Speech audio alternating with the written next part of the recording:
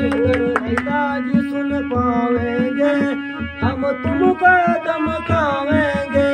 ये दोनों की रुसवागी, टुक लक्ष्मण करो समागी। लड़ना अच्छा नहीं है बागी।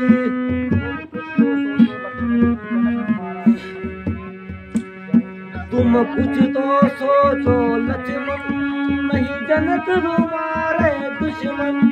तुम कुछ तो सोचो लक्ष्मण, नहीं जनक हमारे दुश्मन। नहीं उनसे करो लड़ाई, टुक लक्ष्मण करो समागी। लड़ना अच्छा नहीं है बागी।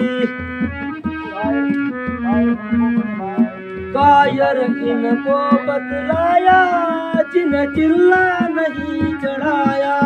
कर चुके जोर अजमागी, टुक लक्ष्मण करो समागी।